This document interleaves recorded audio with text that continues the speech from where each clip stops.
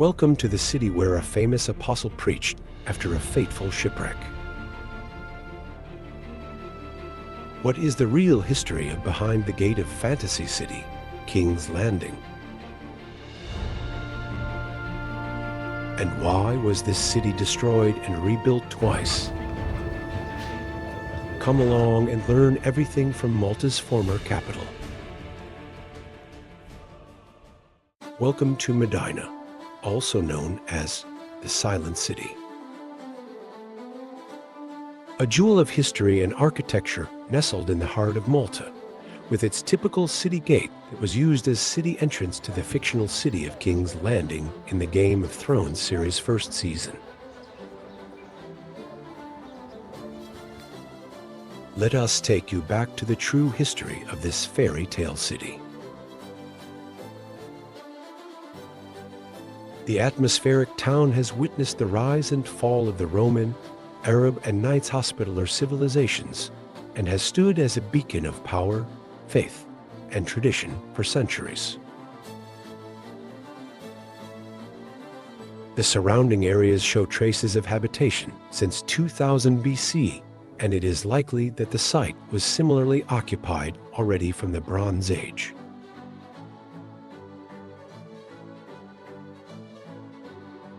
However, Mdina's true story begins in the Phoenician era, around 800 BCE, when the Phoenician seafarers founded the colony of An and established a settlement on this strategically located hill plateau in central Malta. With its natural defensive advantages, it was an ideal place for trade and protection against invaders.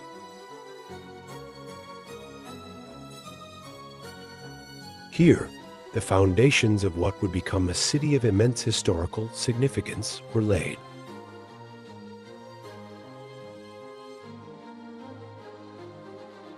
The word An is frequently found on coins from that period, indicating that in those days the colony, island, and city were known by the same trade name or had the same leader with this name, although its origin is not certain.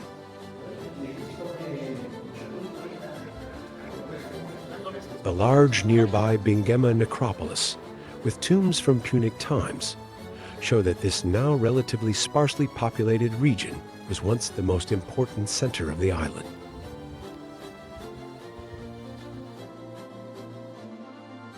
In 218 BC, in the early stages of the Second Punic War, the Roman Republic captured Malta and renamed the island and its capital to Melite.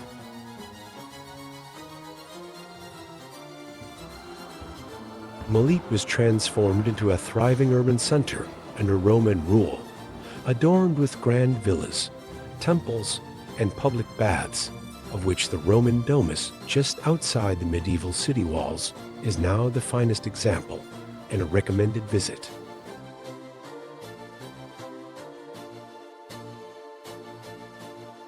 It was during this period that the city began to take on its urban identity, and the city of Melite extended well beyond the present boundary of Mdina, and also covered part of what is today Rabat. Just outside that former city border, we can still find a large network of underground tombs typically referred to as catacombs that provide insight into the death rituals of the Romans and early Christian inhabitants almost 2,000 years ago. The city came into contact with Christianity early on when, in 60 AD, the Apostle Paul landed on Malta after a shipwreck on his way to his trial in Rome. The Acts of the Apostles state that Paul was received with hospitality at the palace of the Roman governor Publius, and Paul was able to convert the island to the Christian faith, and Publius was appointed the island's first bishop.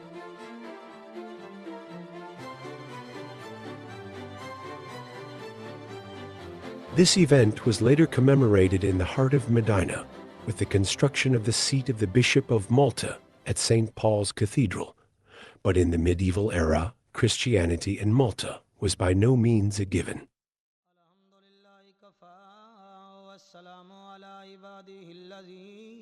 After the Roman Empire slowly began to fall apart, Malta was conquered amid great destruction by the Arab dynasty of Aghlabid, and the Byzantine capital of Melite fell on August 29, 870.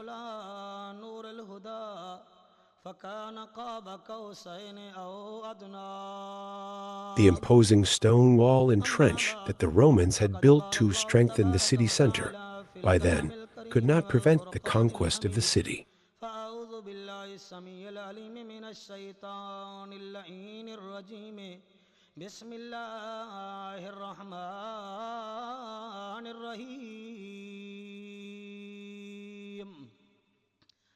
Under Muslim rule, Melite was renamed Mdina, and it was rebuilt in Arab style as a walled city within the boundaries that we know today.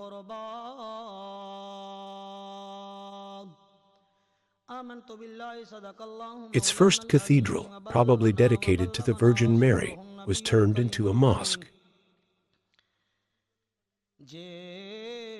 The island of Malta was strategically located in the battle between Christianity and Islam, and the Muslims also rebuilt and fortified the Roman walls. Although there are no major architectural remains that date back to that period, the narrow, winding streets we see today are a legacy of this period, and still, some Arabic influences remain, most prominently in the Maltese language.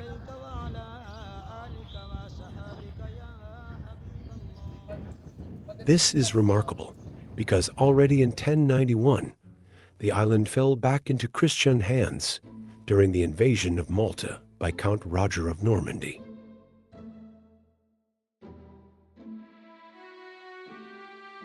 Since its Phoenician founding, Mdina remained the capital of the island despite constant changes of power, religion, and even its name.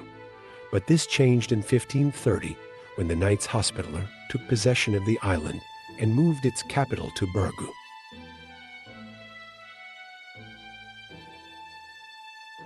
Although the political influence of Mdina began to shift, first to Birgu and then to Valletta, it remained the religious heart of Malta. The arrival of the Catholic Order of the Knights of St. John marked a turning point in Mdina's walls and its fortifications. The Knights strengthened Mdina's medieval fortifications in response to the development of gunpowder and cannons, and Mdina's walls were fortified with bastions. With the Knights came an era of advanced military engineering, designed to withstand the artillery fire that characterized early modern warfare.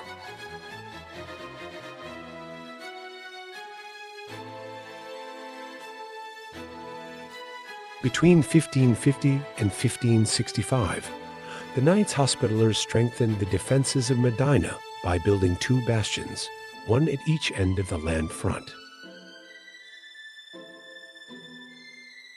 In 1650, Mdina's land front was strengthened further by the building of a large central bastion. The city gates were reinforced, including the main gate, known today as Mdina Gate. Each addition reflected the Knights' commitment to transforming Mdina into an impregnable fortress, on par with the fortifications around Valletta. But Mdina's fortifications are more than functional. They are masterpieces of architecture. The city's bastions, with their robust and elegant curves, offer panoramic views of the surrounding countryside.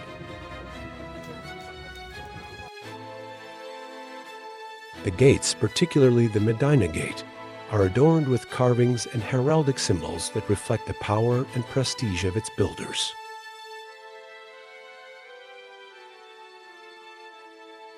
Each element of the fortifications tells a story of the ingenuity and artistry that shaped Mdina's identity as a fortified city, watching proudly over the island and its inhabitants.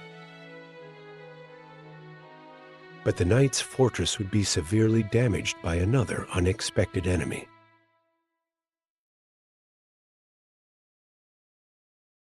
In 1693, Mdina was struck by a devastating earthquake, which damaged many of its ancient buildings, including St. Paul's Cathedral, leaving only a few medieval palaces intact. But out of this tragedy emerged a new opportunity.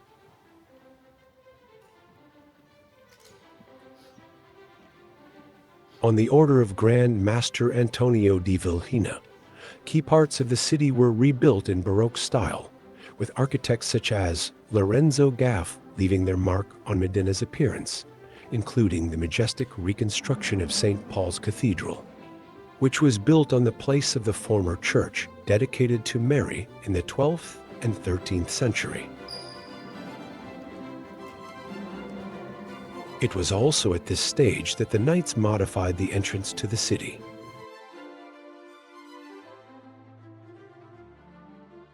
Unsurprisingly, the new majestic Mdina Gate is adorned with the coat of arms of Grand Master de Vilhena.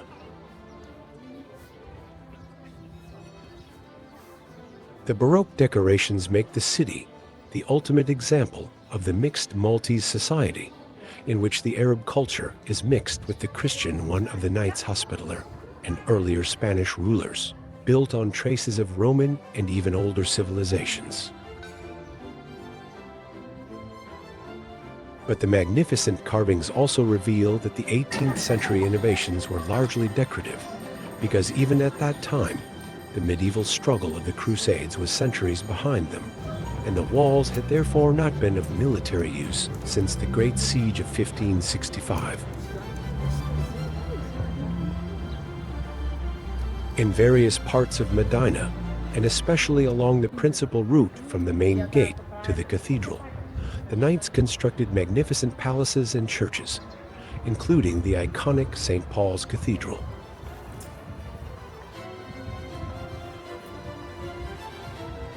At the same time, other parts of Mdina retained their medieval pattern with winding, narrow streets.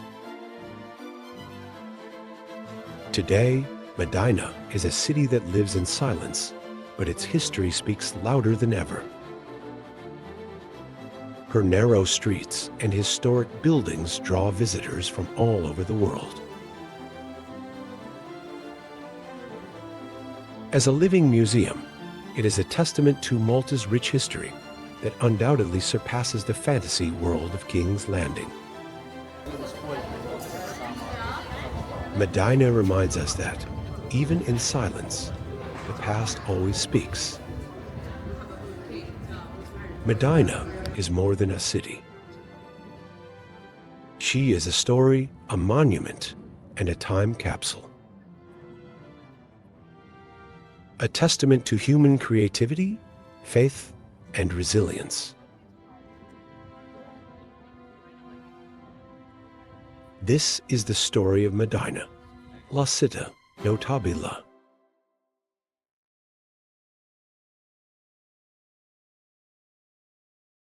Thanks for watching, and see you again in one of our next videos.